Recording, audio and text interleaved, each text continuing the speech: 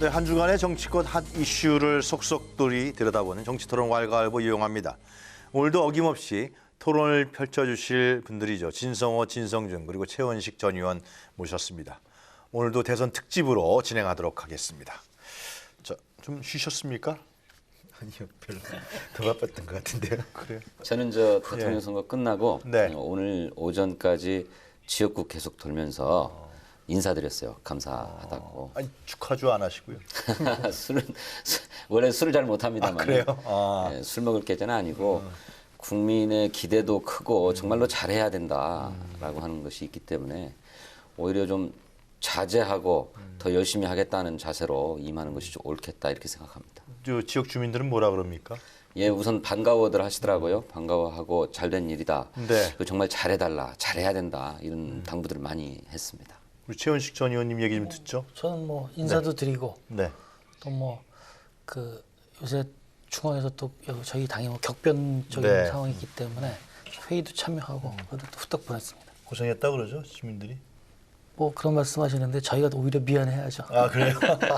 우리 2등 했습니다. 아, 딱 예언을 하셨어요. 그냥. 예상대로 근데 조금 더 받을 거로 저는 예상했는데 네. 조금 아쉽기도 하고 그런데 어쨌든 그 국민들의 마음을 갖다가 조금이라도 다시 찾아온 데를 선거했는데 어쨌든 이번 선거는 저는 뭐 개인적으로 생각합니다. 네. 문재인 후보가 될 수 있는 판이었습니다. 구조 자체가. 그리고 어차피 이것은 박근혜 전 대통령이 탄핵당해서 한 거기 때문에 그게 가장 적합한 후보가 누구냐는 건데 네. 어쨌든 마지막에 안철수, 홍준표 두 명이 선전한 거는 맞고요. 뭐 모든 분들이 다 선전하신 것 같습니다. 홍준표 후보가 선전한 거는 우리 어떻게 서로 간에 뭐 교감이 있었던 모양이에요? 그건 아닌데 없었습니까? 2등 전략 같이 보이기도 하지만 아, 어쨌든 그래요? 열심히 하신 것 같고요. 일단 개인기 하나는 뭐 비판도 많이 받았지만 탁월하신 분 알겠습니다. 같습니다. 더 지켜봐야겠죠, 그죠? 예. 자, 오늘도 역시 두 가지 주제를 갖고서 우리 세 분들과 함께 이야기를 나눠보도록 하겠습니다. 첫 번째 주제부터 먼저 보시고 이야기 나눠보도록 하겠습니다.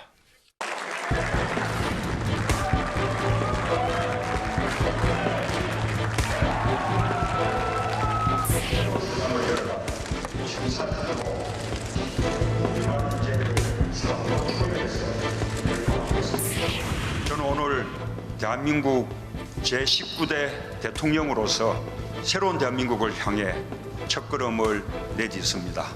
낮은 사람, 겸손한 권력이 되어 가장 강력한 나라를 만들겠습니다. 군림하고 통치하는 대통령이 아니라 대화하고 소통하는 대통령이 되겠습니다. 따뜻한 대통령, 친구 같은 대통령으로 남겠습니다. 나라를 나라답게 만드는 대역사가 시작됩니다. 이 길에 함께해 주십시오. 저의 신명을 바쳐 일하겠습니다.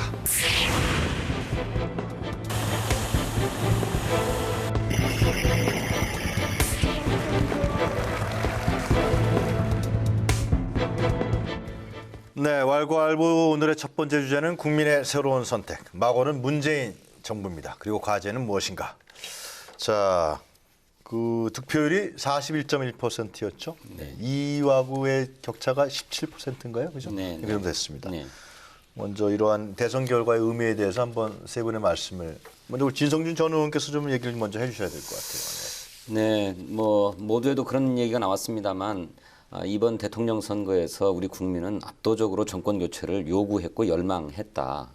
그런데 그 정권 교체 끝나는 게 아니고 그 이상을 요구했는데 그것은 우리 사회의 근본적인 개혁을 요구하는 것이었다고 생각합니다. 네. 이번 대통령 선거에서 가장 선명한 구호였다면 저는 적폐청산이라고 하는 구호였다고 생각하는데 문재인 후보가 이 적폐청산이라고 하는 구호 때문에 정치적인 공격도 많이 받은 것은 사실이지만 그럼에도 불구하고 문재인 후보가 그렇게 압도적으로 승리할 수 있었던 데에는 그렇게 정권 교체를 넘어서서 누적된 폐단, 구조적인 모순을 이번에는 좀 확실하게 해결해달라라고 네. 하는 국민적인 열망이 있었기 때문이 아닌가 네. 이렇게 생각합니다. 그럼에도 불구하고 저는 문재인 대통령이 당선된 그 시점부터 그 다음날 취임 선서식에서 또 연설을 하신 걸 보면 적폐청산에 대한 언급은 거의 없었던 것 같습니다. 네. 국민 대통합에 관한 그러니까 나를 지지하는 국민들까지 포함해서 모두의 대통령이 되겠다는 메시지를 던졌습니다. 그게 대부분의 언론에서 헤드라인을 뽑혔는데 그 이유가 뭐겠습니까? 41.1%의 득표율이 저는 있다고 봅니다.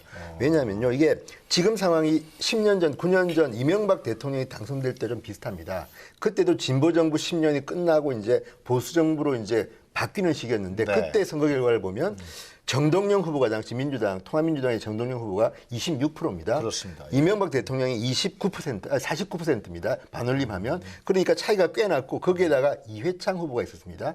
이분도 보수 후보인데 15% 얻었기 때문에 네. 합하면 64% 정도가 나오고 이외에 문국현 후보하고 권영길 후보가 각각 5.6, 3.1%를 받았습니다. 예. 그렇다면 그 당시에 64%를 보수가 가져갔는데 이번에는 보면 심상정 문재인 합해도 50%가 안 됩니다. 그리고 선거 기간 내내 문재인 후보는 그거를 외쳤습니다. 50%를 주십시오. 제가 좀 더 안정적 있게 일을 하려면 표가 필요합니다 그랬는데 어쨌든 41.1% 적지도 않지만 아마도 문재인 후보 측에서 볼 때는 조금만 더 주셨으면 하는 생각이 있을 거기 때문에 지금 문재인 대통령께서는 이 41.1% 때문에 협치에 대해서 조금 더 고민할 게 아닌가. 그래서 저는 이번 분석을 보면 대한민국 국민은 정말 위대하다. 어쨌든 될 사람을 대통령을 만드셨고 만드시면서도 겸손하라는 의지에서 이런 정도로만 주고 나름대로 어떤 메시지를 던진 게 아닌가 생각이 듭니다. 41.1%가 조금 좀 적다. 예. 안정적인 국정 운영하기에는 2% 부족하다. 뭐 그런 말씀이시죠? 다른 분들과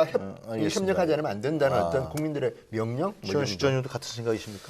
그냥 진짜 보기 나름이지만 좀 묘한 퍼센터지인 것 같아요. 그러니까는 당선은 됐지만은 또 그렇다고 이렇게 압도적으로 일을 진행하기는 좀 어려운, 그래서 협치를 할 수밖에 없고 겸손할 수 없는 그런 41.1%가 묘한 것 같아요. 그래서 저는 그래도 이왕 그냥 이번에 대통령은 50%가 넘었으면 하는 바람이 있었어요. 누가 되든지. 왜냐하면은 안정적으로 지금 변화의 욕구를 이끌려면은 맞죠. 예. 그런 좀 강력한 지지가 있었는데 그건 아닌 것 같아요. 그래서 약간 그건 그렇고요. 약간 지금 그 어찌됐든 그동안 그 국민들한테 이 많은 얘기를 했던 게 국민한테 호소 그게 먹혔다는 점, 그리고 그런 부분을 우선적으로 실천해야 된다는 의무를 가진 점, 그런 점에 대해서 좀 많은 기대가 있고요. 네. 그리고 약간 잘 된 것 같아요. 결과적으로는. 이렇게. 그러니까 뭐 협치해야 된다라고 하는 필요성에 대해서는 뭐 100번 공감을 하고 그 또 국민의 통합을 실현해야 된다라고 하는데 동의하는데 그 득표율이 좀 기대에 못 미치는 게 아니냐라고 하는 점에 있어서는 뭐 저는 저 선거의 당사자로서 좀 서운한 건 사실이에요. 조금 더 얻었으면 좋았겠다 하는 생각하는 예. 맞는 말씀인데 그러니까 진보 후보들인 문재인과 심상정 후보의 득표율이 채 50%가 안 된다라고 하는 걸로만 보면 안 될 것 같고요. 안철수 후보도 21%를 얻으셨는데, 그렇죠. 안철수 후보도 변화와 개혁을 상징하고자 했습니다. 물론 그것을 추구하고자 하는 방식에 있어서는 보다 더 유연한 타협과 포용을 얘기하셨던 건 사실입니다만은 그렇게 보면 우리 국민의 압도적인 다수 68% 이상이 우리 사회의 근본적인 변화를 요구하고 있는 것이다.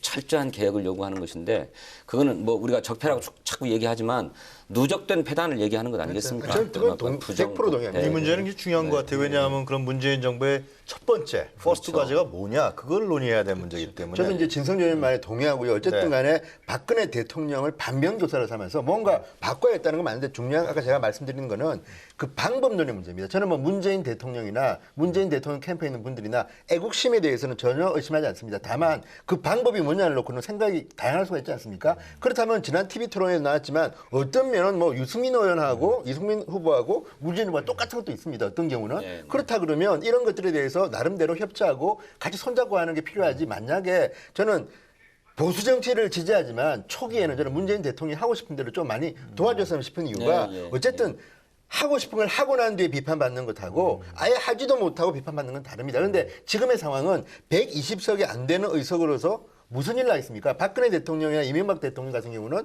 과반석의 정당을 안고 있었지만 네. 야당이 반대하면 쉽지 않았는데 그렇기 때문에 제가 말씀드리는 것은 여기서 협치가 그만큼 중요하다. 그런 생각입니다. 그런 측면에서 봤을 때 이번 인선과 그 문재인 대통령 후보 시절에 얘기한 통합정부 구성 이 문제가 결국은 이제 논의가 될 수밖에 없을 것 같은데요. 네, 요건 최원식 전 의원이 좀 얘기를 저는 끊어주시죠. 예.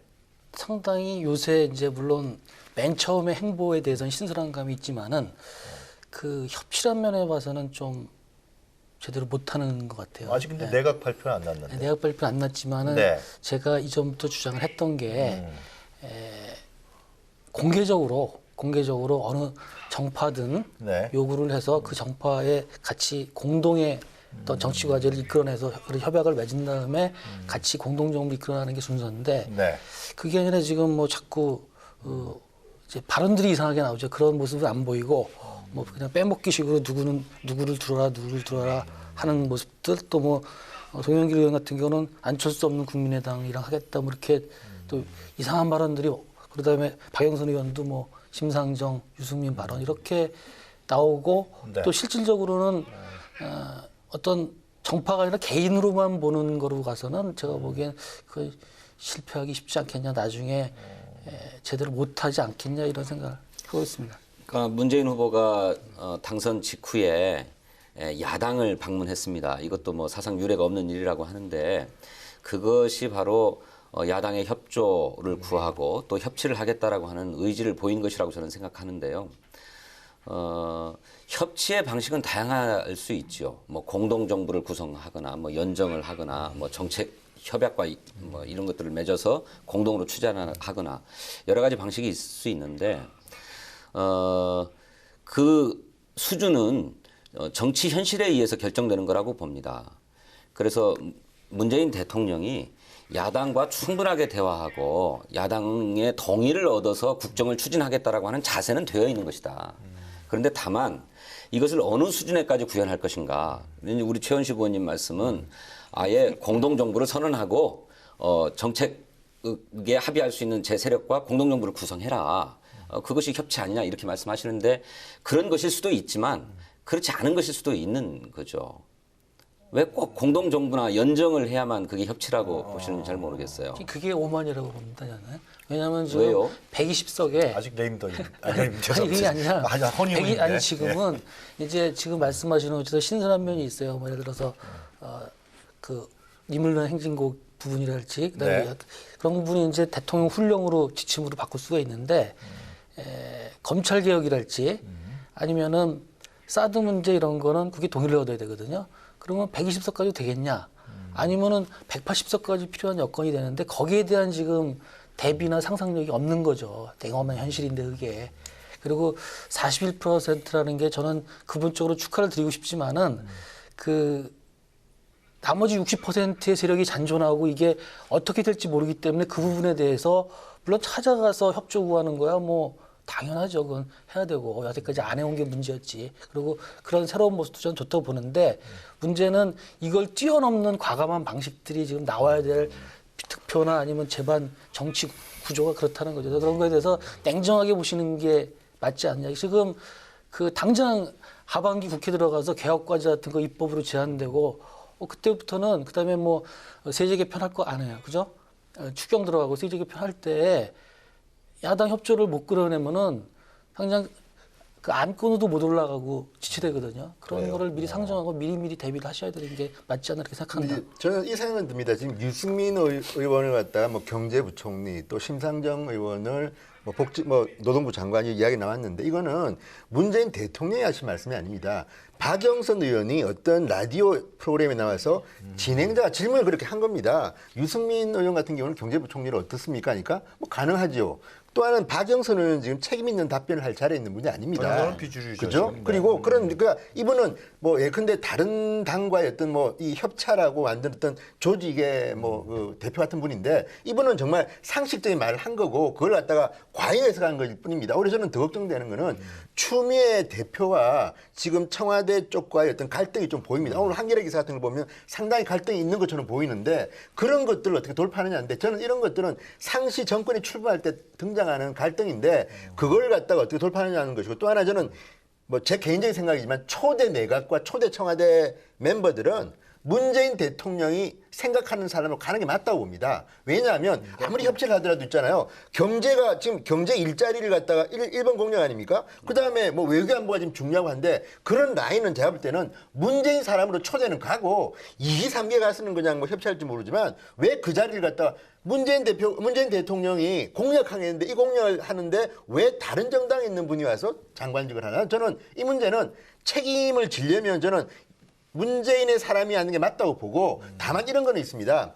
다른 정당에서 볼 때 저 사람은 정말 안 되겠다고 하는 사람을 갖다가 억지로 앉혀가지고 논란을 일으킬 필요는 없다. 지금 뭐 일부 청와대 인사를 두고는 좀 논란이 알겠어요. 있습니다. 그런데 그런 게 문제지 초기 내각부터 다른 당에 있는 현역 의원을 장관 준다. 이거는 저는 받지도 않을 것 같습니다. 제가 볼 때는. 그래요? 예. 같은 글쎄 생각이세요? 이제 우리 그래서 저도 이제 비슷한 생각인데 야당이 뭐 이를테면 견제 역할을 충실하게 해야 되는 것이 야당의 본분인데 당연히 문제가 되는 점들은 지적하고 개선을 요구해야 되지만 내각에 참여케 해줘라. 그래야 원활한 협조가 가능할 것이다. 이렇게 요구하는 것은 저는 좀 이상해요. 요구가 아니라 예. 저는 요구하는 게 아니라 냉엄한 현실을 제대로 보고 외국의 신뢰나 이런 걸 보면은 그렇게 하는 게 원활한 돌파구가 아니라는 거고 안 받으면 할 수 없는 거죠. 근데 지금 지금의 지지율과 지금의 의석수를 가지고 그다음에 어떻게 할 것인가에 대한 게 참 아니 안타까운 그러니까 거죠. 국민의당이나 바른정당 뭐 또는 뭐 자유한국당에서 우리가 국정에 협력할 의지가 있으니 우리와 공동 정부를 구성하자라고 제안하신다면 뭐 대통령으로서야 검토할 수도 있겠죠. 근데 그런 생각이 없는 거잖아요, 아직. 아니 그거를 그러신 그러면 건가요? 국정 주도권을 가지고 있는 사람이 그걸 얘기를 해야지 그러면 뭐 반대인 사람이 얘기하는 게 오히려 이상한 거 아니에요? 아니 그러니까 나는 그게 이상하다는 거예요. 왜? 만약에 그러면 받을 의향이 있는 건가요? 아니 그러니까 저는 국민의당은 함께 협력해야 되고 개혁을 함께 해나가야 돼. 그리고 또 뭐 저 애당초 한 식구 집안이었으니까 같이 할 수 있다라고 하는 입장을 계속 얘기해 왔죠. 선거 와중에도.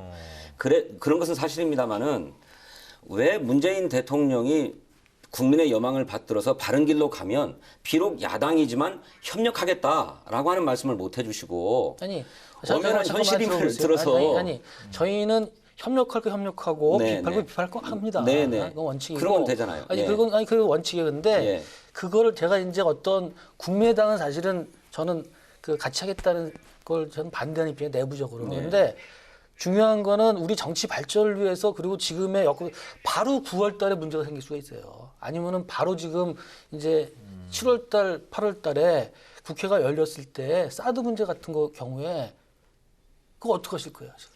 근데 그런 문제는 저는 일단 조금 더 문재인 대통령한테 맡겼으면 좋겠는 게 일단 이번 대통령은 저는 뭐 보수 쪽이고 전 문재인 대통령을 비판하는 입장이지만 저는 당분간은 힘을 실린다고 보는 이유가 뭐냐면 어쨌든 저는 뭐 박근혜 대통령이 그 문제로 해서 탄핵당하셨고 지금 국민들이 원하는 것들이 있습니다. 저는 뭐 조국 교수 개인적으로 문제도 있지만 민간인 교수를 갖다가 검찰개혁 같은 메시지를 던지는 거는 시적절하다고 봅니다. 뭐 조국 교수가 아니라 다른 분이라도. 알겠습니다. 왜냐하면 예. 이런 문제에 대해서 너무 그러면은 우리가 이렇게 하는 건 아니고 다만 이제 정말 우리가 생각할 때 깜이 아닌 사람을 장관으로 뭐 임명했다고 할 때는 좀 이따 얘기하고. 그때 이제 우리가 뭐 비판하는 인사청문회 거지. 과정에서 얼마든지 그렇게 하는 검증할 수 거지. 있는 건 지금 아니 우리가 그러니까 네. 그 인사 문제는 좀 이따가 다음 주.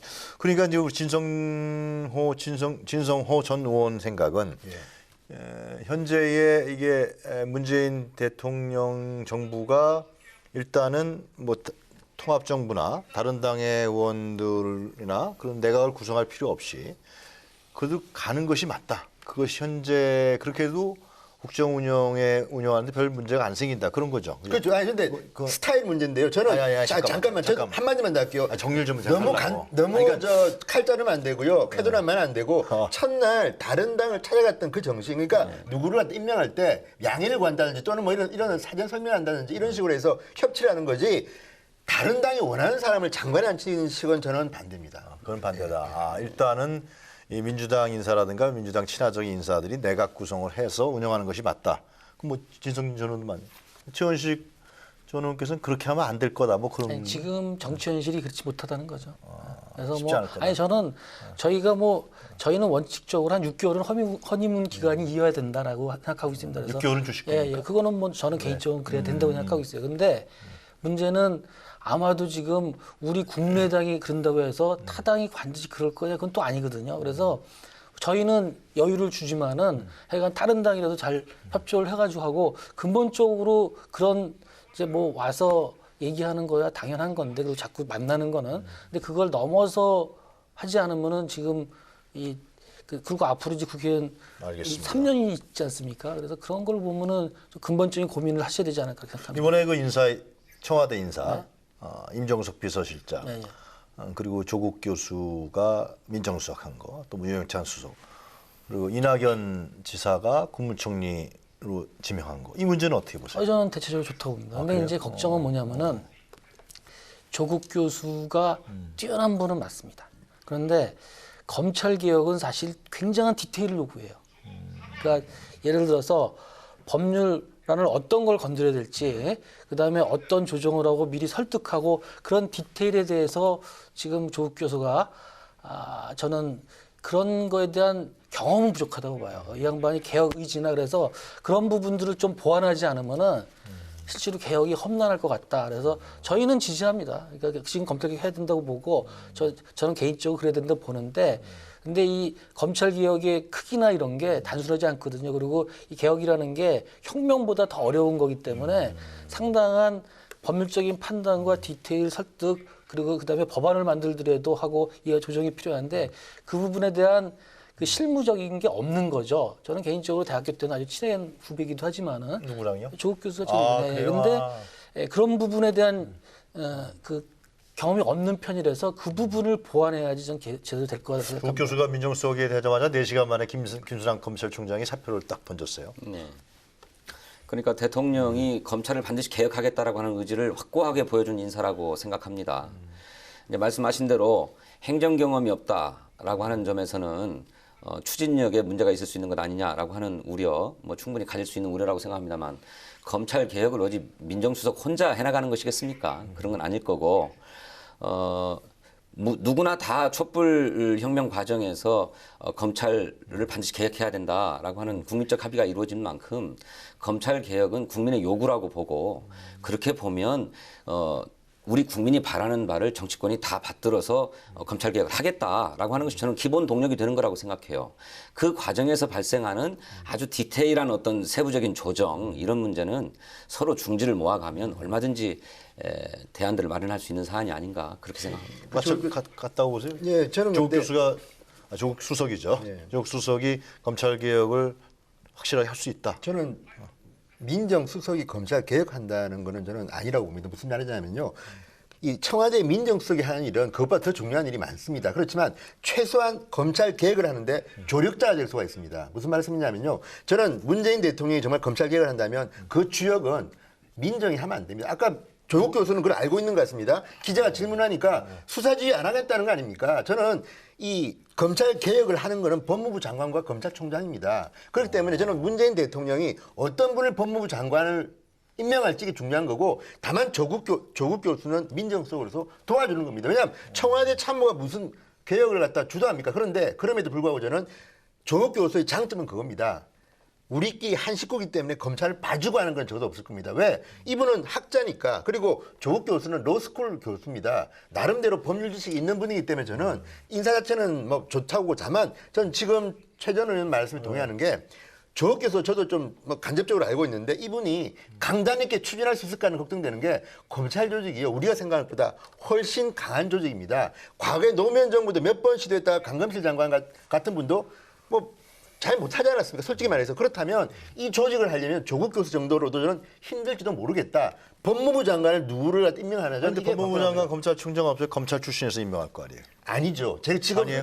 하마평은 네. 검찰 출신이 없습니다. 제가 지금. 그러니까 저는 판사 출신이든 변호사 출신이든 뭐 박영선 의원도 지금 하마평 오르는 걸 보면, 저는 이번에 법무부 장관이 할 일은 검찰 개혁, 뭐 검찰을 뭐 나쁘자 이런 게 아니라 지금의 검찰에 대한 불만이 많고 이번에 최순실 게이트 때 나왔지 않습니까? 그렇다면 바꿔야죠, 이거는. 네, 네. 말씀하신 누가 대로 법무부 장관 누가 될 것 같아요? 그, 그래, 아니, 여기서 얘기하면 안 되고. 저 알지 검찰 출신은 못합니다. 아닌 것 같다. 제가 아니, 알지 은근히 못할- 얘기하신 것 같아요. 하여튼, 예. 뭐 검찰 출신을 법무부 장관이나 뭐 이렇게 기용하지는 않을 것 같아요. 검찰총장은 뭐 그러실 그건 수도 어쩔 수 있겠죠. 없겠죠. 예. 그런데 정무수석이라고 하는 자리가 뭐 청와대 수석비서관들이 다 대통령을 보좌하는 사람들 아닙니까? 그러니까 대통령이 검찰 개혁을 추진해가는 과정에서 대통령이 원칙을 잃지 않으시도록, 또는 또 검찰 개혁의 추진 상황을 정확하게 보고해서 대통령이 어디에 어떻게 힘을 싣고 어떻게 조치를 취해야 될지라고 하는 것을 바르게 조언하면 되는 일이라고 저는 생각합니다. 그런 점에서 법률적 상식과 원칙을 갖고 있는 조국 교수, 또 검찰과 뭐 이러저러한 인연이 없어서 뭐 인연에 휘둘리지 않을 그런 사람으로 대통령 참모로 임명한 것은 적절했다라고 저는 생각합니다. 이낙연 지사 문제는 국민의당에서 어떻게 좋아하시는 건가요? 저희는 뭐 네. 그 호불호가 그렇게 딱 갈리는 건 아니에요. 그냥 뭐 대체적으로, 무난하다. 뭐 그럼 그렇다고. 이번에 인사청문회에서 통과시켜 주시겠네요. 그건 모르죠. 그건 몰라요? 아니, 왜냐면은 인사청문회라는 거는 어떤 돌발 상황이 나올지 모르니까. 개인 뭐 그게 나올 그런 수 것 때문에 그런 거죠. 있으니까. 뭐 그게 아니라 여태까지 나온 거라면 무난한 인사고 괜찮은 인사다 이런 평가죠. 그럼 이낙연 지사는 이제 큰 결함이 없으면 국민의당에서는 조금, 오케이. 네, 저는 오케이. 네, 그런 분위기입니다. 근데 제가 볼 때는 이낙연 지사를 총리로 내정한 거는 여러 가지 이유가 있겠지만 제 개인적인 판단으로는 소통하라는 의미가 좀 큰 것 같습니다. 무슨 말씀이냐면 저도 이제 조선일보 기자를 했으니까 동아일보 기자 선배였던 이낙연 지금 지사랑 같이 술자리에서 술도 마시고 하는데 그때 보면 막걸리 드셨어요? 아니요. 그때는 막걸리는 아니었습니다. 아, 그런데 어쨌든 일단 1차로 보면 주량이 너무 세다. 두 번째, 후배들에 대해서 완벽주의자입니다. 그러니까 동아일보 기자들 밑에 일하던 기자들 정말 죽으려고 그랬었는데 이런 것들인데 지금은 좀 변해가 부드러워졌는데 그렇다면 뭐겠습니까? 오선 대변이라는 별명이 있는 이낙연 지사를 총리에 앉힌 것은 지금 문재인 정부는 저렇게 생각합니다. 여론을 경외업지 않으면 아무 일도 못합니다. 그래서 저는 총리부터 기자 출신을 시킨 이유가 소통하라는 메시지를 담은 거 아닌가 싶고요. 일단 사선 의원 출신이기 때문에 청문회 통과도 저는 뭐 크게 문제는 없을 거라는 생각을 합니다. 잘할 것 같아요. 이낙연 총리 후보자 총리 되면요. 저는 잘할 거라고 생각하지만 그건 모르죠. 사람이라는 것은. 아니 그래도 잘했으면 예측은 좀 이번에도 예측을 해달라. 스타일로 봐서는 잘할 거고 아마 밑에 장관들이 조금 힘들 겁니다. 그래요? 그런 스타일입니다. 예, 저도 실무자 시절에 이낙연 총리 이 내정자를 사무총장으로 모셔본 적이 있는데 많이 혼나셨겠네요. 굉장히 꼼꼼하신 분이에요. 예, 뭐 보고서에 글자 하나도 다 이렇게 꼼꼼하게 체크하시는 분이어서 말씀하신 대로 국무총리가 이제 책임 총리로서 역할을 하게 될 텐데 각 부처의 장관들이 아주 힘들어하지 않을까 그렇게 생각합니다. 이번에 그럼 그 아직 뭐 정식으로 통과는 안 됐습니다만은 예. 그 재청권을 행사를 못 하는 건가요? 어떻게? 아니요, 재청권 행사하실 겁니다. 추천 형식으로 네, 해서. 추천 형식으로라도 하시겠죠. 왜냐하면 인수위원회법이 결국 개정되지를 못했던 것 같아요. 대통령직 인수위원회법 개정이 안 돼서 그런데 대통령은 어떻게든 책임 총리제라고 하는 헌법 정신을 그대로 구현하겠다라고 하는 생각을 갖고 계시기 때문에 비록 지금은 내정자 신분이지만 내정자 신분에서 총리로서의 권한을 행사해라 해서 추천도 받고 재청도 받고 뭐 재청권은 행사할 수 없죠. 법적 재청은 아닙니다만 기술적으로 처리하면 되죠. 기술적으로 처리하지 않을까 이렇게 생각합니다. 그러면 이번에 아직 발표는 안 났습니다만은 새로 뭐 나온 장관 후보자들은 이낙연 총리 후보자의 어떤 영향력이 있으면서 나온 사람들이다 이렇게 봐야 돼. 제가 고춧가루 좀 뿌릴까요? 의견이 많이 현실적으로는 그거는 거의 힘듭니다. 왜냐하면 힘들어요? 아니 문재인 아니, 대통령 입장을 좀 분명히 아니 네, 하여튼 네, 문재인 얘기하세요. 대통령이 그동안 얼마나 많은 고민을 했겠습니까? 내가 대통령이 되면 이 사람을 이 장관에 앉히고 누굴 앉혀가지고 한번 일해보고 싶다고 오랫동안 구성을 했고 이낙연 지사는 인터뷰에서 말씀하지 않았습니까? 열흘 전에 이야기 들었다는 거 아닙니까? 그렇다면 열흘 동안 이낙연 지사가 과연 장관들을 얼마나 생각했겠습니까? 그러니까 초대 내각은 이 길은 잘 모르겠습니다만 초대 내각은 이낙연 총리 지명자가 문재인 대통령도 그렇지만 문재인 대통령 캠프에서 그동안 연구를 많이 했던 분들이 한두 분이겠습니까? 이런 분들하고 의논해서 만드는 내각이지 총리 책임 총리라고 해서 이낙연 총리가 지명한다면 이거는 조금 현실적으로는 조금 다른 거 아니겠습니까? 헌법상으로는요 사실 책임 총리란 말이 될 수가 없는 거예요. 그렇죠. 현실상은요. 그냥 에드블론이라고 보면 되는 거죠. 그래요. 그럼 네. 아니 국무위원 재청권이 있으니까 아니 있는데 재청권에까지는 뭐 아니 그게 피하기 어렵겠지만 형식적인 거지 뭐. 충분히 협의하겠죠. 아니, 이걸 이야기하면 이승만 대통령까지 올라가야 되는데 네. 이승만 대통령이 대통령제 하자고 해서 억지로 헌법을 그렇게 만든 겁니다. 그러니까 현실적으로는 대통령이 사실은 장관 임명을 갖는 것이고요. 네, 네. 이 부분은 앞으로 이제 좀 개헌하면 좀 고쳐질지도 모르겠다고 저는 생각합니다. 그 문재인 대통령이 이제 취임했을 때 오늘이 사흘째 아닙니까? 근데 굉장히 바쁘게 움직였는데 그 아무래도 제일 국민적 관심이 이제 쏠렸던 게 결국은 한미 관계 또 한중 관계 아니겠습니까? 그래서 전화 통화를 했어요. 그래서 네. 특사단도 보내겠다 그랬고 또 한미 정상회담 하자고 이제 네. 트럼프하고도 얘기가 됐던 거. 한중 정상회담도 얘기가 됐죠? 예, 그렇습니다. 자 이렇게 움직인 거는 어떻게 보십니까? 저는 뭐 아주 잘하신 것 같아요. 제가 네. 사실은 선거 과정에서 저도 내부적으로 전략 보고서를 우리 내부에 올릴 때 그게 시급하다라고 내가 올린 적도 있는데 네. 지금 어느 때보다도 남북 관계 그다음에 이쪽 동아시아 관계가 복잡하겠죠. 그래서 그 특사를 보내서 그 문제에 대한 그러니까 시작부터 하는 거는 의미가 있는데 이제 딱 좀 보완했으면 좋은 게 이번에 보낸 면면을 보니까 다 정치인이었어요. 그래서 네. 정치인 일색일 경우에는 좀 그 정치인들도 외교 능력이 없다는 건 아니지만은 실질적인 외교 역량이 총동원될 필요가 있거든요. 초기에 취임점에. 그래서 그런 것이 보완돼서 그냥 정치인만으로만 하면 일회성으로 끝이고 그냥 뭐 축하 인사 정도로 끝인데 그게 아니라 모든 외교 채널들이 이 기회에 다 가동돼서 이 문제를 좀 단기간에 해결은 안 되죠. 그렇지만은 지금 사드 문제는 국회에 지금 의견을 묻는다는 거 아니에요, 지금 입장이. 기준 동의를 받아야 된다는 그러면은 이제 하반기 해야 되는데 그러려면 거기에 대한 정리 그다음에 설득 이런 것들을 다 어느 정도 맞춰놓고 해야 할 수밖에 없지 않겠습니까? 하반기에 받는 건 너무 늦는 거 아니에요? 사드 문제? 아니 글쎄 지금 우선 사드가 뭐 막 배치가 되어 있어서 문제인데 그렇지만 이것이 국민적인 동의 절차를 없이 또 주변국의 설득 없이 이루어진 것이어서 대통령이 국회에 사드 배치안에 대한 비준 동의안을 제출할 때에는 배치가 불가피하다. 그리고 배치가 양해되었다. 주변국들로부터 특히 중국으로부터라고 하는 상황에서나 올라오게 되는 게 아닌가 저는 그렇게 생각합니다. 그래서 현재 상태에서는 우선 주변국들부터 설득을 해야 될 거고 특히나 선거 과정에 터진 얘기입니다만 미국 트럼프 대통령이 사드 배치 비용을 한국이 부담해야 된다라고까지 얘기하지 않았습니까? 그래서 이것이 어떻게 협상이 될지 모르는 상황이에요. 그래서 이런 문제들까지 다 두루 정리가 된 다음에야 비로소 국민에게 뭐 동의를 구하든 또는 국회에 동의를 구하든 이렇게 되지 않을까 생각합니다. 박병석 의원이 특보로 가는 거 아니에요? 특사로.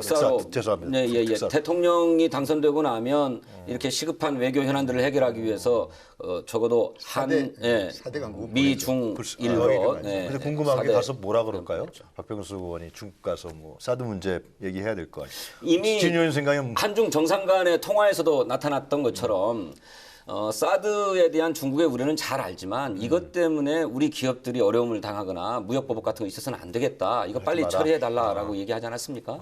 그런 입장을 사드를 전달하지 받아달라, 않을까 이제. 생각합니다. 근데요, 받아달라? 저는 네, 이- 받아달라.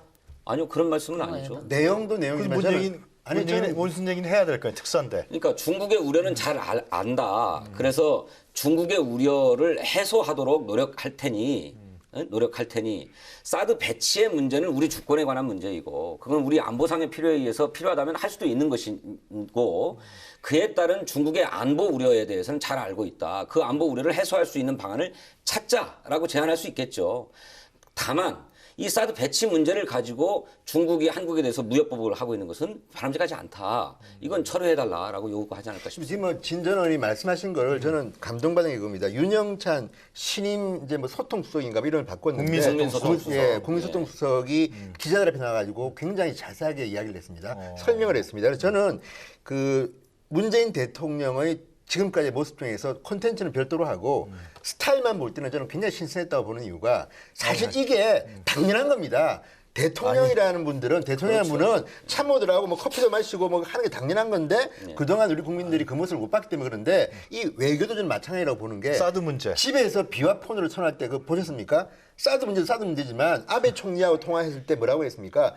지금 대한민국의 많은 국민들은 위안부 협상에 대해서 걱정하고 있다. 할 말 다 했습니다 지금. 아니 근데 그 그런- 진성호 전 의원께서는 지금 이제 특사도 보내잖아요. 지금. 미국의 특사도 보내죠. 그 무슨 얘기를 할 것 같아요? 그 아니, 트럼프 만나서. 근데 그거를 알면 예측, 제가 예측. 대통령 하죠. 근데 아니, 예측할 홍석현 회장이 지금 가는 거 아닙니까? 결정은 안 된 거 같고. 아니, 된 것 같습니다. 그러면 결정됐어요? 홍석현 전 회장은 주민들이 사다고 어쨌든 간에 그쪽 전문가 아니십니까? 그러니까 저는 뭔가 할 텐데 또 하나는 우리가 문재인 대통령한테 너무 많은 걸 좀 구체적으로 요구할 수는 없는 이유가 일단 제가 볼 때 그 통화의 내용을 보면 기세는 지금 문재인한테 있습니다. 왜 그러냐면 시진핑 주석은 처음으로 중국 주석이 한국 대통령한테 먼저 취임 축하 전화한 게 처음이라고 합니다. 네네. 그렇다 그러면 제가 볼 때는 여러 가지 정황으로 보면 지금 문재인 대통령의 기세는 높다. 그렇다면 이걸 갖다 어떻게 외교에서 우리한테 실기대 끌어오느냐인데요. 이건 간단치 않은 게 트럼프 대통령이 어떤 분입니까? 협상이 돼갑니다.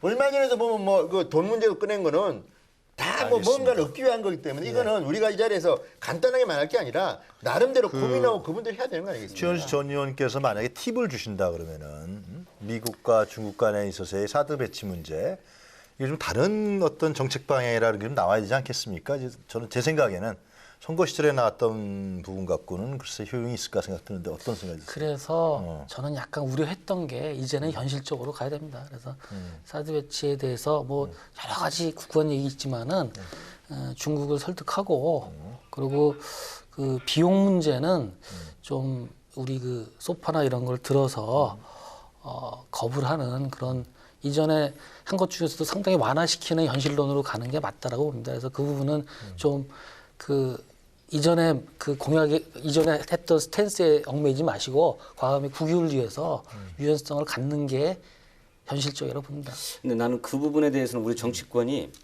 대통령한테 좀 외교적 재량을 좀 주셨으면 좋겠어요. 우리가 자꾸 사드 배치가 필요하다, 또 현실이 아니냐, 어쩔 수 없는 것 아니냐 이렇게 해버리는 순간에는 대미 협상력이 떨어져 버린다고 저는 생각해요. 아까 뭐 단적으로 비용 문제만 해도 그렇습니다. 당신네 나라의 안보적 필요로 사드가 필요하다고 하지 않느냐? 그렇다면 그에 상당한 비용을 내라라고 미국이 나올 것이 뻔하지 않겠습니까?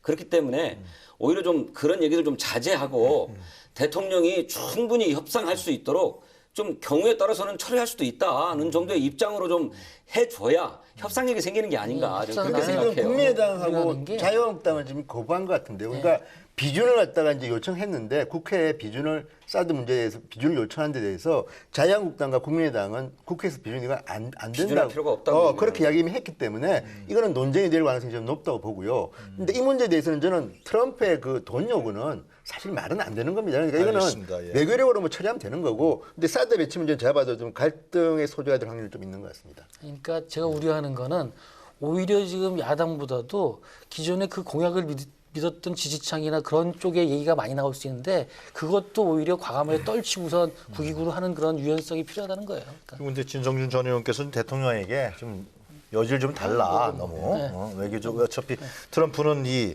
아주 딜하는데 유능한 사람 아닙니까? 뭐 그런 얘기 같아요. 자, 하여튼 뭐 근데 제가 생각했을 때 지금 오늘 4월째인데요. 이제 허니문을 떠나서도 아마 세 분은 제가 생각했을 때 문재인 정부가 성공한 정부로 가기를 다 같은 마음이 아니겠느냐. 뭐 이런 그런 한 해야죠. 그러시죠? 그렇죠. 좀 그렇게 예, 생각합니다. 하여튼 예. 그래서 이제 그런 각도에서 앞으로 의견을 좀 모아놨으면 좋겠다 그런 생각이 듭니다. 하여튼 첫 번째 주제는 이 정도 얘기하고요. 예, 두 번째 주제로 우리가 넘어가도록 하겠습니다.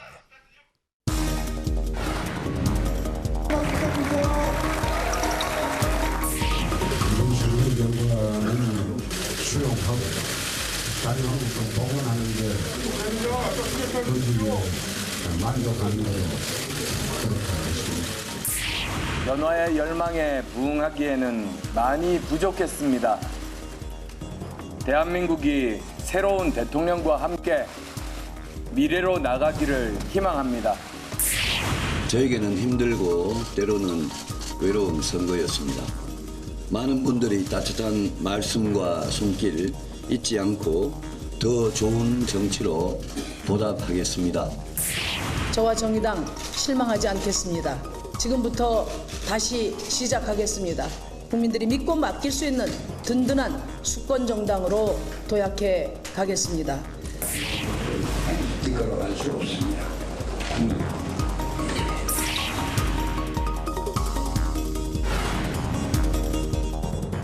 네, 왈가왈부 두 번째 주제는 대선 패배 폭풍, 낙선 후보들의 손익계산서입니다. 자, 바른정당에 있던 13명 탈당했는데 자유한국당에서 입당을 승인했죠. 이제 108석이 됐습니다.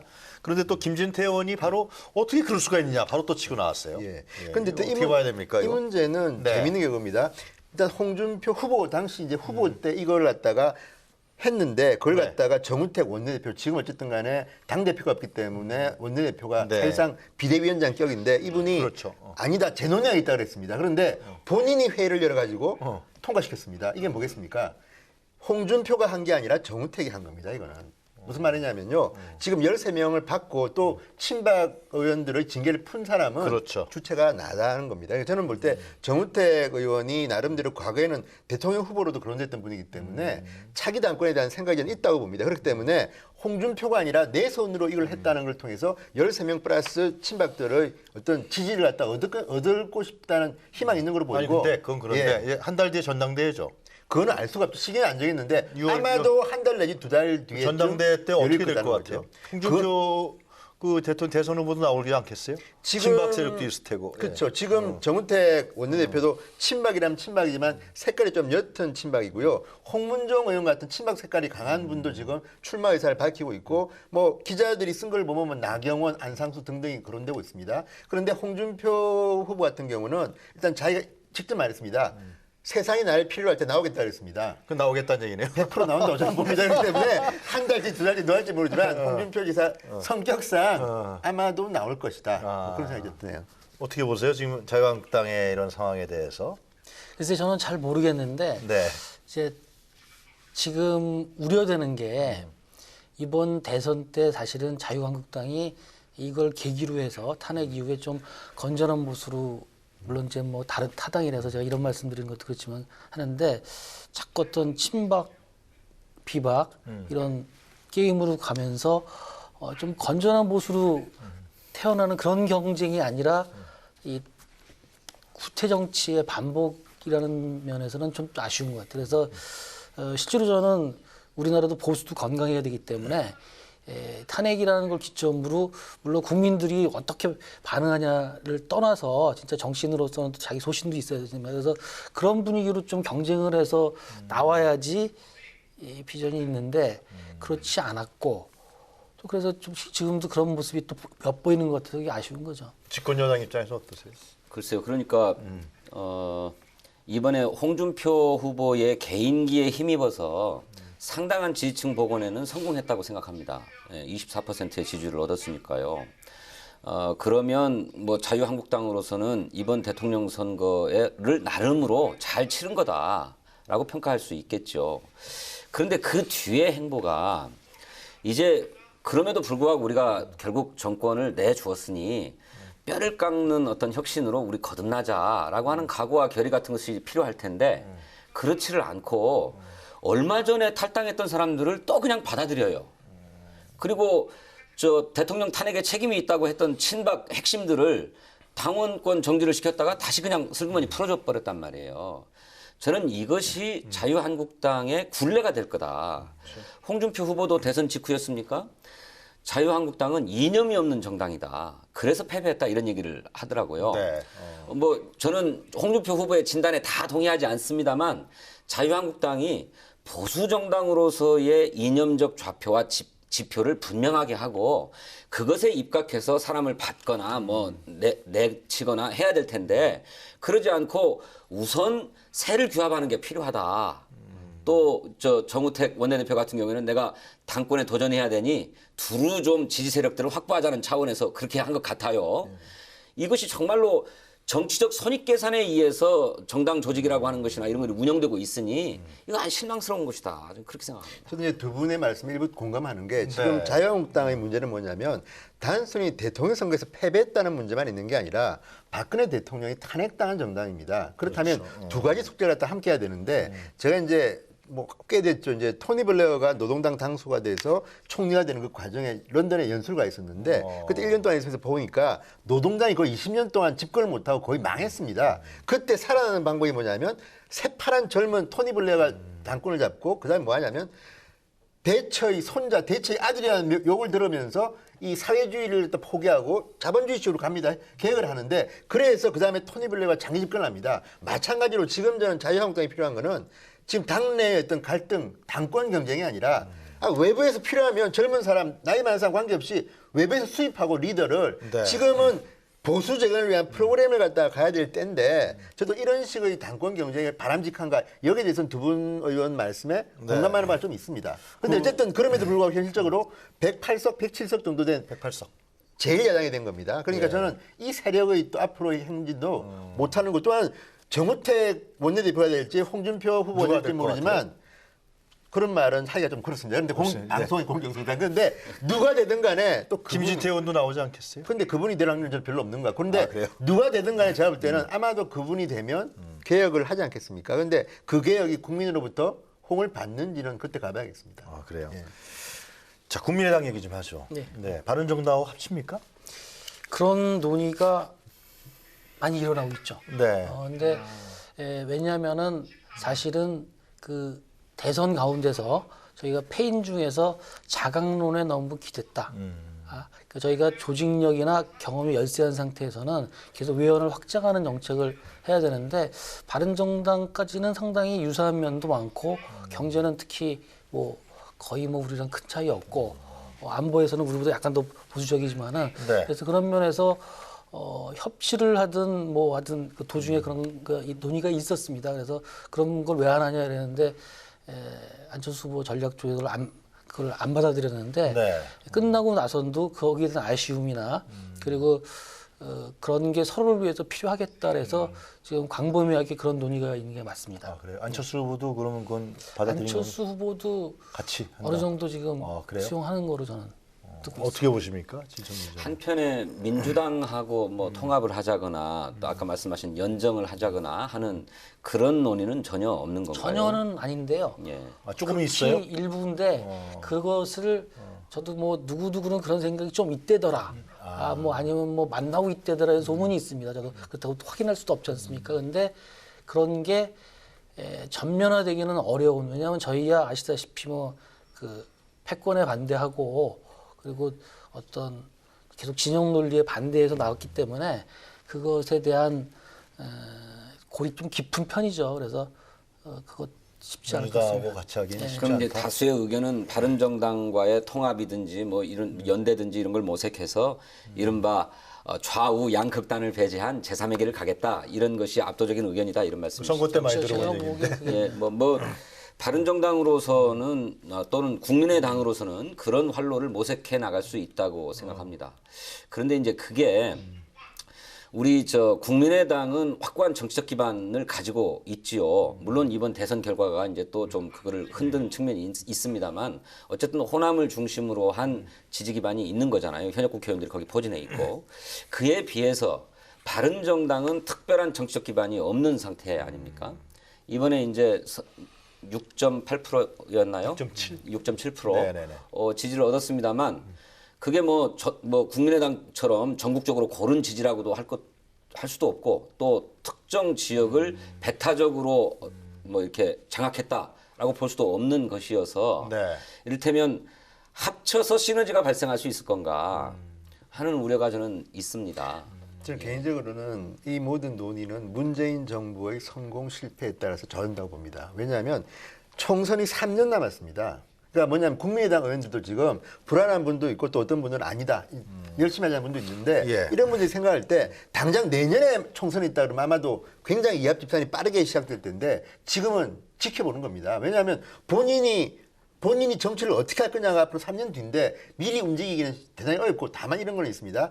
40석, 20석이 합치면 60석 정당이 되면 예. 정당의 파워는 상당히 커집니다. 생각보다 엄청나게 되기 때문에 지금 당장은 연합을 하든지 합치는 게 도움이 될 것 같은데 제가 볼 때는 국민의당도 내부적으로 뭐 박지원 대표 같은 분은 또 반대하는 것 같고 그래서 이런 결정을 하는 것들이 쉽지 않고 바른정당 내부에서도 서울 의원들이 좀 많습니다. 바른정당은 과거에. 그러면 이런 분들은 국민의당하고 컬러가 비슷하다고 생각하는 분도 있습니다. 그런데 반대로 영남 지역 이런 데는 또 우리가 합쳤다가 잘못하면 3년 뒤에 힘들어지는 거 아니야 이런 분도 있기 때문에 당장 유승민 후보가 그러니까. 저는요 이게 쉽지 않다고 보기 때문에 다만 연합 뭐 연대 같은 거 정책 연대 같은 거는 저는 가능할지도 모르겠다 생각이 듭니다.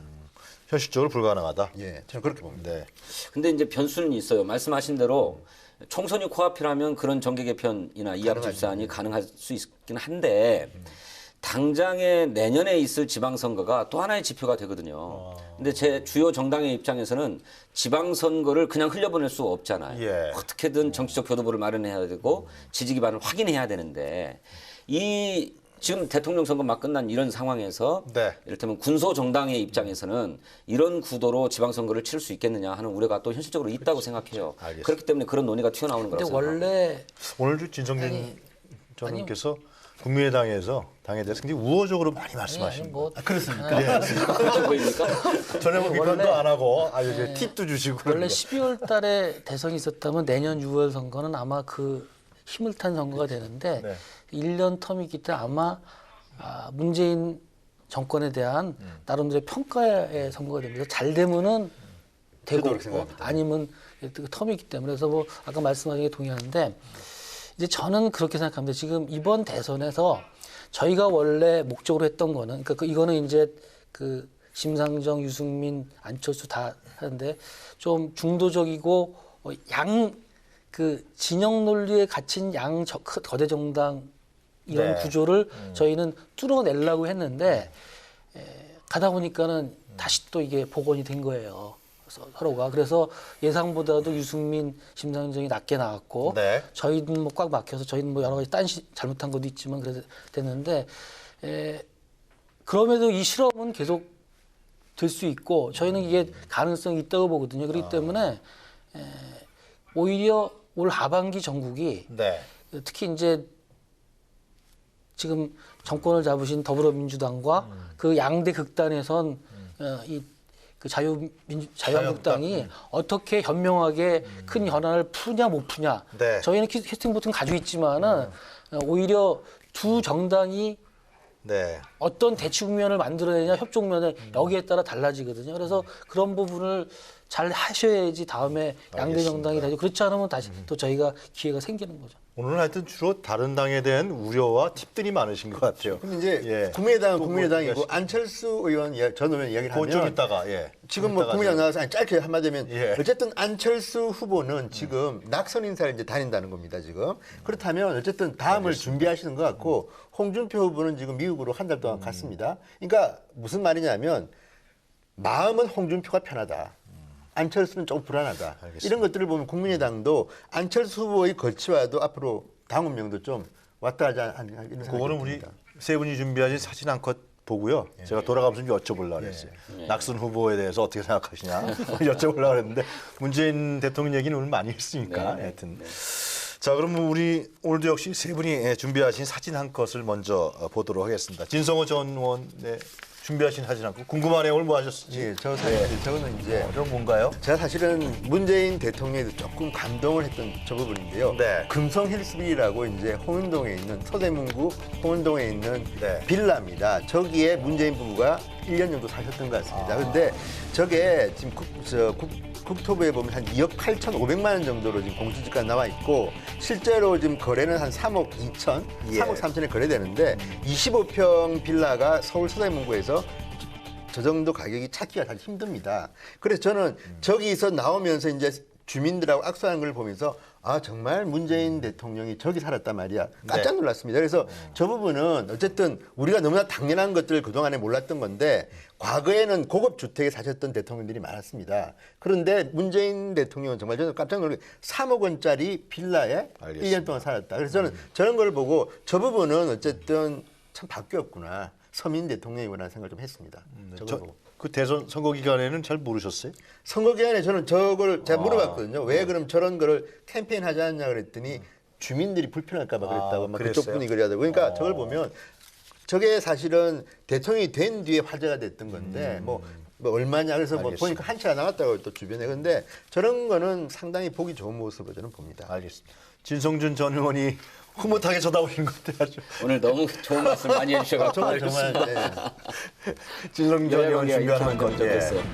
아 이거 예, 자주 나온 대통령 건데. 예, 예. 직무 이틀째에 청와대 수석들하고 커피 종이컵 들고 커피 한잔 하시면서 청와대 경내 산책하는 모습인데 네. 저 미국 대통령에게서나 볼 수 있었던 모습이었습니다. 우리 국민이 정말로 보고 싶었던 청와대의 모습이 아니었나 사실 생각합니다. 당연한 건데 그죠? 당연한 거죠. 대통령이 참모들하고 수시로 격의 없이 토론하고 그래서 국사를 결정하고 해야 될 모습인데 한 번도 보지 못했어요, 저런 모습을. 이명박 대통령은 안 했나요? 좀 했죠. 근데 이제 나와서는 상대적으로 그 부각되지 못한 게 전임 대통령이 노무현 대통령이기 때문에 그런 것도 있고 네. 반대로 노무현 대통령은 전임 대통령이 디제였기 때문에 사실 노무현 알겠습니다. 대통령 초기에 저런 모습들이 상당히 많이 나오긴 했습니다. 자 우리 최원식 의원께서 준비하신 사진 한 컷 보도록 하겠습니다. 지금 뭐 이 과제 국정 과제가 통합, 개혁, 그다음에 뭐 일자리 등등이 있죠. 근데 아마 제가 보기에는 이제 인사청문회도 시작되고 예. 그리고 6월 방미가 되면은 아마 첫 시험대가 되는 네. 건데 지금 북핵 문제, 미사일 문제 때문에 남북 관계 그다음에 꽁꽁 얽매 있지 않습니까? 그래서 이 문제를 첫 시험대지만은 네. 좀 현실적으로 잘 풀어달라는 바람으로 저것을 선택했습니다. 그래서 그렇습니까? 아마 본인의 첫 시험대인데 이게 제대로 돼야지 나라도 편안하고 네. 그럴 것 같습니다. 자, 오늘 제가 이제 남은 시간이 있는데요. 문재인 대통령에 대해서 여러 가지도 우리가 했으니까 이번엔 낙선한 후보가 뭐 여러분이 다 계시지만 이제 주요 후보가 4분 되시니까 우리 진성준 전 의원께서 한번 네. 간단하게 네. 4명 다 얘기하려면 오래 걸리니까 간단하게 그분들에게 한마디 해주시면 어떨까 생각되는데. 예. 글쎄요, 아까도 말씀드렸던 것처럼 홍준표 후보는 자유한국당의 무너진 정치적 기반을 복원한 성과를 갖고 있다고 생각합니다. 네. 근데 이제 그것이 굉장히 이를테면 국민 일반의 상식과는 좀 동떨어진 과격하고 강한 발언을 통해서 네. 그 심리적인 어떤 시원함을 주면서 복원한 거거든요. 그래서 저는 정상적인 그런 어떤 정치 의식을 보여준 것은 아니었다고 생각합니다. 막말에 가까운 얘기들로 시원함을 얻어서 지지층을 복원한 건데 좀 정상으로 돌아와서 아까 우리 진성호 의원님 말씀하셨던 것처럼 정말 나라가 큰 위기에 빠져 있는 만큼 그 위기를 해결하는 정치 지도자로서의 어떤 해안 같은 것들을 좀 발휘해 줬으면 좋겠다. 예, 이런 생각을 갖고 있습니다. 네. 그 선거 캠페인만 가지고 본다면 여론조사의 변화를 보면 가장 성공적으로 한 사람은 제가 볼 때는 역시 홍준표입니다. 그러니까 거의 뭐 3% 나오는 지지율을 24%까지 끌어올렸으니까. 그런데 문제는 1등 되기에는 조금 역부족이었던 캠페인이었다는 생각이 들고요. 반면에 저는 심상정, 유승민 후보를 말하고 싶은 거는 일단 유승민 후보는 젊은 층으로부터 그 출구조사를 보니까 굉장히 많은 지지를 받았습니다. 그러니까 저는 보수도 젊은 층으로부터 이 정도의 지지를 끌어낼 수 있다는 데서 희망을 받고, 심상정 후보는 어쨌든 진보 진영은 늘 4표 그 이야기 때문에 4%를 못 넘었습니다. 그런데 이번에 어쨌든 6%를 넘은 걸 보면 심상정, 유승민 두 후보가 대한민국의 뭐 민주주의 다원화에 상당한 가능성을 보였다는 것이고요. 그 다음에는 유승민 후보와 이제 홍준표 후보와는 어떤 그 다음에 경쟁이 아마 시작될 텐데, 이런 것들을 보면 어쨌든 나머지 4후보도 이번에는 지난번 같이 그렇게 그냥 죽어있던 후보가 아니라 나름대로 목소리를 냈던 선거였다. 유승민 후보는 앞으로 어떻게 길을 갔으면 좋겠어요? 저는 지금처럼만 하면 될 것 같습니다. 그렇지만 너무 욕심을 내도 안 되고 지금처럼 하는데, 다만 이제 지금처럼이라는 게 그냥 국민의당하고 합치지 말고 아니 뭐 바른정당으로 그런 걸 떠나서 그냥. 이제 뭐 평의원으로서 백의종군을 하겠다는 거 아닙니까? 그러면 본인이 갖고 있는 생각과 정책을 가지고 국민들한테 이제 호소해야죠. 뭐 그 수밖에 없죠. 네. 저는 평소 우리나라가 지금 점점 이제 선진국으로 진입하면서 네. 사회가 다원화되기 때문에 다당제, 그러니까 다양한 이해관계를 대변하는 다당제가 맞고 네. 선거 때는 뭐 정당 연합이랄지 이런 게 맞지 않나 이런 생각을 하면 되는데, 그런 면에서 이번 대선이 상당히 다양한 후보들이 완주해주고 그나마 정책 경쟁이 그나마 된 게 우리 정치사 발전에 이정표를 찍었다고 생각합니다. 그런데 아쉬운 점은 홍준표 후보가 많은 표를 얻었어요. 얻었지만은 진정한 보수를 거듭나기 위해서는 어떤 진영 논리나 어떤 대립각이나 그런 것보다는 자 보수의 새로운 가치를 창출하고 진정한 그런 건전한 보수로서 나오는 그런 가치를 만드는 그런 노력, 홍준표뿐만이 아니라 자유한국당 분들이 그런 것을 해주셨으면 바람이고, 네. 유승민, 심상정 이 두 분하고 안철수 양반은 그런 양대 정당 게임에서 약간 표가 적게 나온 면이 있죠. 그렇지만은 저는 앞으로 희망을 볼 수 있다. 특히 유승민 양반은 좀 잘 버티셔서 개혁적 예. 보수의 기치를 들고, 또 심상정 이분은 진보도 필요하지 않습니까? 근데 진보의 지평을 계속 넓힐 수 있는, 그래서 저희도 사실은 도중에 연동형 비례나 이런 거에 대한 제안을 과감하게 하려고 했는데 그게 안 맞았는데, 진짜 그 우리나라 진보는 실제로 국민 마음보다는 표가 항상 적게 나오는 부분이 있습니다. 그래서 그런 부분을 계속 지키고 서로 경쟁하는 그런 정치계를 형성해 주는 게 우리나라 발전에 바람직하지 않을까 생각합니다. 근데 유승민 후보가 그렇게 잘 버티면 안철수 후보의 정치적 입지가 축소되는 측면이 있는 거 그렇게 아닐까요? 생각하시면 안 되죠. 경쟁해야 되지 이기는 거거든요. 그러니까 우리는 경쟁하려고 하는 거지 꼭 색깔 누구를 여부를 억지로 떠나서 이기려는 거 어쩌냐는 아니에요. 말씀 드리는 아니 저는 오히려 국민의당이 걱정이 돼서 안철수랑 유승민이랑 치열하게 경쟁시키는 게 우리 중도나 그리고 우리 정치 발전에 도움이 된다는 생각합니다. 자, 오늘 이 대선 특집으로 보내드렸던 정치토론 왈가부가 오늘이 특집으로서 우리 4주 동안 했는데 그 하여튼 최원식 전 의원께서 나와주셨고 아주 더 뜨거운 토론이 됐던 것 같아요. 그 다음에는 이제 네. 또 나오셔야 되지 않나요? 또 나오시라는 얘기가 생각이 없습니다. 각 정당의 얘기들을 나눌 수 있어서 훨씬 좋을 것 그래요? 같은데. 다시 한번 얘기를 좀 저는 개인적으로는 이제 변호사업으로 돌아가려고 하고 있고요. 네. 당직도 이제 다 정리됐기 때문에 그리고 이번 선거 과정이 나왔다는 게 참 힘들었던 게 그런 것 같아요. 그러니까 이 정파를 대변해야잖아요. 제가 최소한 나와서 국민의당에 누가 되는 얘기를 할 수 없으니까는 그게 힘든 면이 있었죠. 대변인 같은 느낌이 들었는데 좀 더 편한 토론은 아니었던 것 같아요. 진성호 전 의원은 계속 나오실 거죠? 진성호 의원님은 예. 정당을 대변해서 나오신 분임에도 불구하고 아주 자유로운 입장에서 막 말씀을 하셨거든요. 예, 오늘도 그런 문재인 대통령의 고등학교 후배시고 네. 이번 어디 들어가십니까? 그런 거 없습니까? 어쨌든 대선전에는 아주 힘들었는데 오늘은 예. 너무 우호적인 말씀을 해주셔갖고 너무 마음 편했어요. 고등학교 서로 사이라서 그렇게. 어쨌든 비판할 때는 비판하더라도 일할 수 있게는 해주는 게 그렇죠. 맞다고 저는 알겠습니다. 그건 뭐 옛날 이야기지만 이명박 대통령이 정말 힘들었습니다. 처음에 너무 반대를 많이 너무 하셨어요. 반대를 많이 했어요. 네.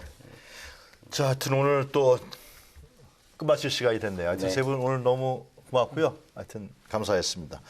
하여튼 이제 문재인 정부, 새 정부가 출범했습니다. 아마 국민들 누구나 반대했던 사람이나 찬성했던 사람이나 누구나 문재인 정부가 성공하기를 바랄 것입니다. 그래서 견제와 비판 그리고 통합, 화합의 그런 물결이 앞으로 일어나길 바라겠습니다.